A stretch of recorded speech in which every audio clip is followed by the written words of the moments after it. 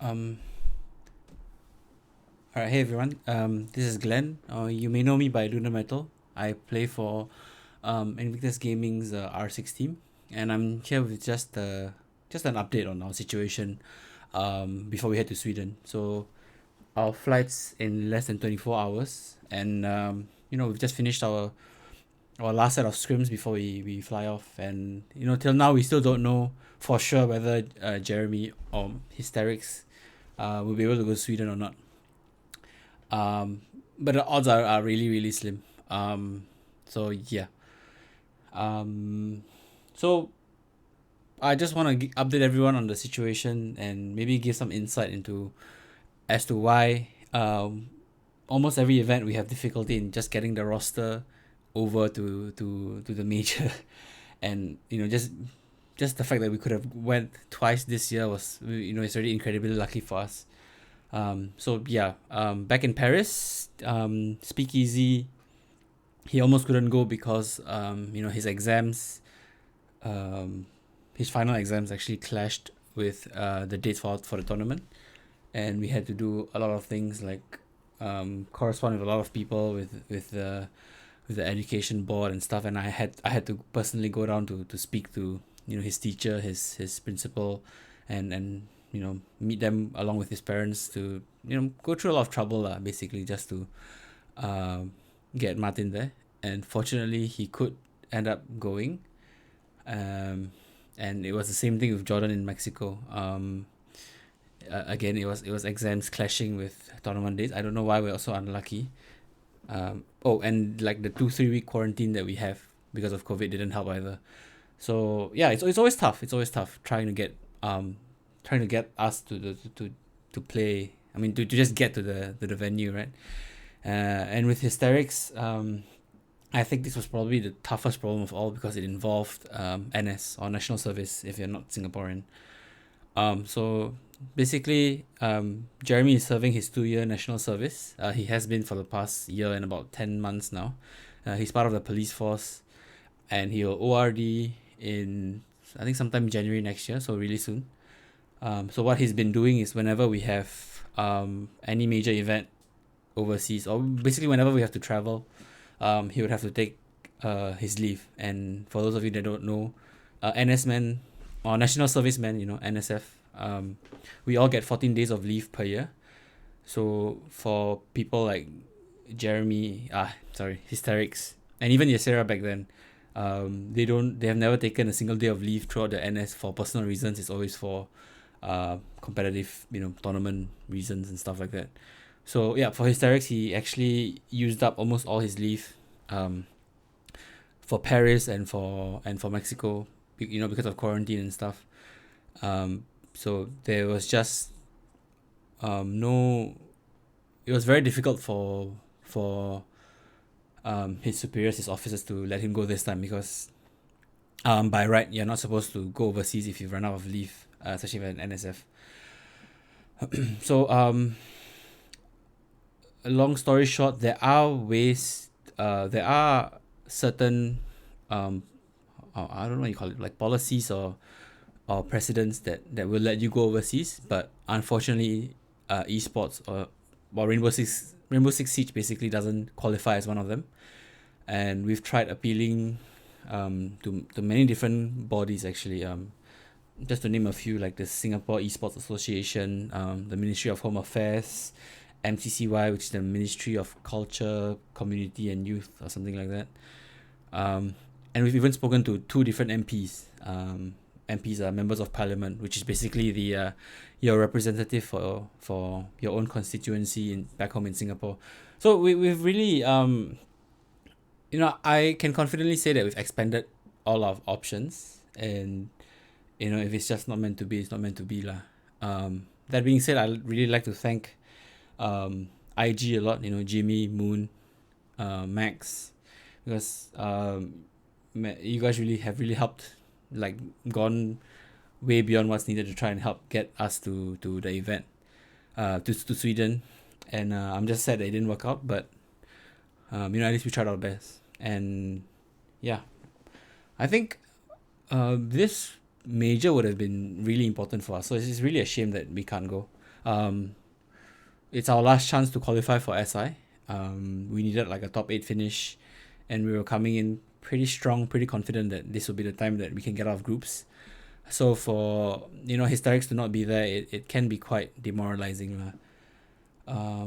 But actually, having said that, I'm quite I think the team is still in quite a high morale, quite a good mood, because like in all honesty, we were just thankful that we could attend 2 events this year, and then if we expected to make it to a third event with full attendance again, it's just asking for too much lah.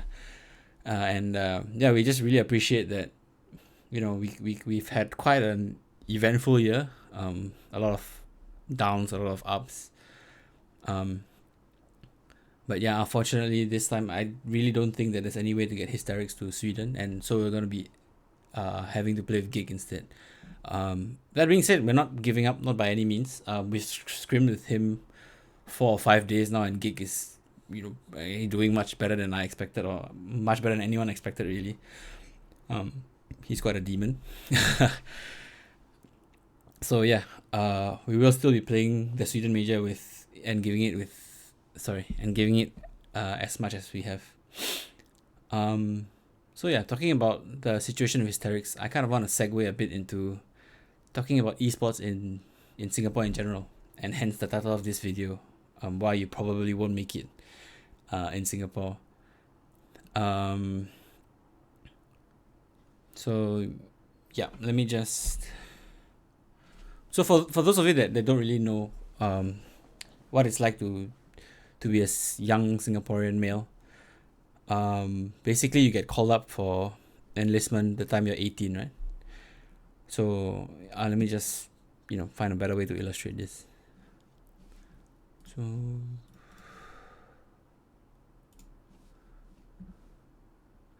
okay, so let's say let's use me as an example, right? Let's say I'm an aspiring Rainbow Six Siege player who is 17 years old and I'm just about to turn 18. So when I turn 18, so let's say this is my life, right? Basically what happens is, of course this is gonna be a bit of an oversimplification, but this is what the enlistment process kind of looks like, I guess. So they will ask you, once you turn 18, are you in school? Right? So for me, as a young adult, as much as I want to do esports, there's really only 2 paths that are available for me, right? So if I say yes to this question, I'm in school, they will then ask, the question. So the question here is, how long before you graduate? Say high school or polytechnic or whatever, before grad. So then you tell them how long, and then this is your deferment. And after you defer and you finish school, or maybe something bad happens to you and you need to defer again, but basically as long as you're in school, you're allowed to undergo deferment before you eventually enlist after you graduate, right? So this is what happens with most Singaporeans, including me. I went to JC, I turned 18, I needed 1 more year to finish junior college, so I deferred for a year, and then I enlisted when I was 19. So if you turn 18 and you're not in school for some reason, and you answer no, and then you basically immediately enlist. You go, they'll call you up for service, and if you fail to report, they can charge you and stuff like that. Yeah, so this is an oversimplification of what happens. So, well, in this chain, there really isn't a way for you to go pro without. This is basically, Martin and Jordan are here, right? So they are still finishing school. There are some, one of them is gonna run out of his deferment soon, and then he's gonna enlist. So there's just no possibility of going full time. I probably should have mentioned this earlier for those who don't know, but in our roster, right? So it's myself, Glenn, Martin, and then we have three J's. Um, so this is Joe. Joe and Glenn are full time, and then I used to be part time as well, but I've recently graduated, so now I'm full time. And Joe is in Indonesia, so he has none of these problems that we're talking about. Martin is in school. Jordan is in school, and Jeremy is in NS, as you guys know. So our team, well, I guess we're probably the only team at the major who are not full time. I think you can correct me if I'm wrong, right? And none of the NA teams are, none of the EU teams are, probably none of the LATAM teams are. We're probably the only team left that's has half of us juggling like school or NS. And my point with all this is that there's just no escaping it. Like you are either still in school or you have to enlist. There's no alternatives to it. And if you really think about it, it's really hard for you to pursue an esport without being able to play at all, right? Like, okay, so like looking at enlistment, let's start off another chapter, right? When you enlist, there's also other, of course, there's many things that you consider, and most of it is by luck of the draw. You have no idea where you get sent to. You can't like appeal for, oh, I want to be in police, or I want to be in army, or you can't appeal for, let's say, oh, can I have a shift where I work 3 days and have 2 days off, kind of thing. There's no such thing as negotiation, right? You get what you get, so it's the luck of the draw thing. So whether it's army or whether it's police or whether it's civil defense, you just see your luck. So for us, we've actually been pretty lucky. The two players the two semi long term players that we've had who've had trouble with NS are Yasera and Jeremy, right? So Yasera and Hysterix. Hysterix is pretty lucky in a way that he's working an administrative job, because he has some condition that prevents him from being a combat unit. So he's actually non-combat. So basically he goes to an office 5 days a week. Really long hours sometimes, like 8 a.m. to 6 p.m. kind of thing. So we can still scrim at nights, just nothing in the afternoons. 5 days per week. As for Yasera, well, we did some pretty crazy shit lah. I guess I'll talk about it later. But during the first invitational, it was really difficult for us as well, because Yasera had a schedule where he had like 3 days. Like Yasera's division was kind of doing security, so he was like a kind of like a security detachment kind of job, right? So he would work 3 days and then he'll get 2 days off. So 2 days off. So okay, like when Yasera was in NS, it was right around, I think, before and after the first 6 invitational, right? So our scrims, of course, when possible, mentalists would step in for us, but most of the time we would scrim 2 days and then take a break for 3 days, and in that 2 days we'd squeeze in as much as possible. So in that 2 days, sometimes with Yasera we'd have 3 sets of scrims. I think we woke up, like we even scrimmed NA teams at 5 a.m. Woke up 4 a.m., 5 a.m. to scrim, like Continuum, like Flipside or SK Gaming. I can't remember what they were under. We scrimmed Hat. We skimmed the old C9 roster as well. So we're not capping here. We legitimately, like, I don't know how I got my team to wake up at 5 a.m. I don't know whose idea it was or who in their right mind wanted to do it, but we did it. And we definitely just tried to get as much practice as we can. It didn't really turn out to be very good practice. I don't know if they still remember, if Troy still remembers, but when we scrimmed CTM, I think we got like 5-0 or 6? I think it was 5-0 at the time, 5-0, 5-0, 5-1 or something. So scrimming at 4 a.m., winning one round in 3 maps wasn't a very good feeling.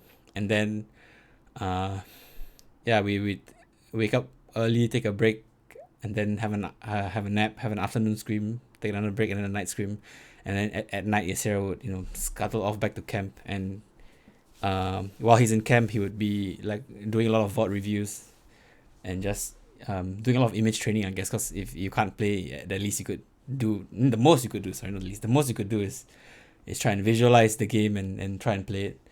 So yeah, it really wasn't easy. It's never been easy for us. I think, um, uh, you know, all things considered, I guess, like part of this is I just want to say that, uh, the team has come a really long way, despite adversity. Um, like we haven't been. Of course, we are not content, with where we are right now. We still want to aim higher and do more. But like I'm confident that 10 years down the road, 15 years down the road, this is all a good story that we can tell.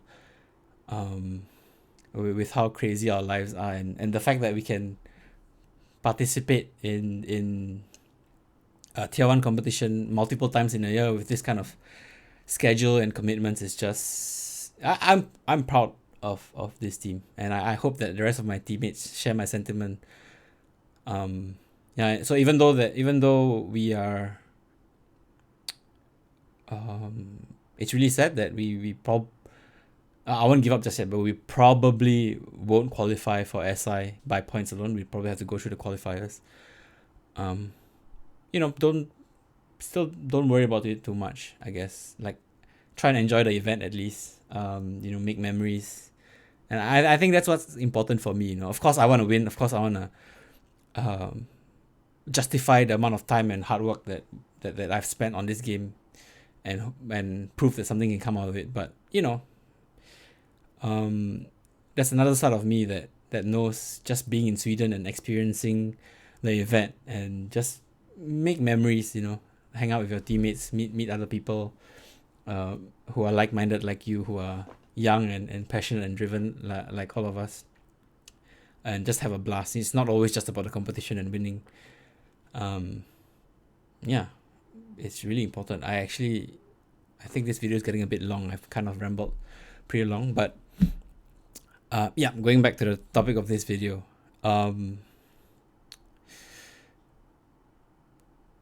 We've been pretty lucky lah, as a roster, because majority of people who get called up for enlistment, at the moment you're in a combat unit, usually you would be in camp 5 days a week. You'd come out on the weekends, and you would let me just change the screen, and you would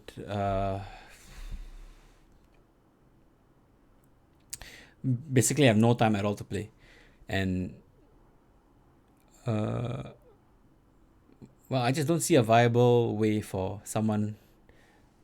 Okay, if you really really like, if there's no other options in life and you're really hell bent on getting into esports, there's only two ways you can go about doing it, right? The first way is to stay in school, maybe intentionally retain or repeat your grade again and again, just so that you have a reason to defer and keep on playing on a part-time schedule. Or you can do what Yasera did and basically enlisted as soon as he could, get 2 years out of the way and done with, and then start your esports career at the age of 22, 21. But definitely not at 18. So yeah, it's just hard. It's difficult. And I honestly don't know what the purpose of this video is. At first, I was just gonna update everyone on the on the situation, but I feel like it's important to talk about these things, especially for our fans. They I think I don't know. I guess I just want to shed some light into our lives a little bit. Yeah. Yeah. For Hysterix, don't feel too bad, man. We will buy gifts for you, I guess, and I'll hold on to your goodies and stuff like that. And for the rest of us, let's just enjoy Hysterix not being there. Wait, what? Okay. Yeah. I'll see you guys in Sweden, and peace out, I guess.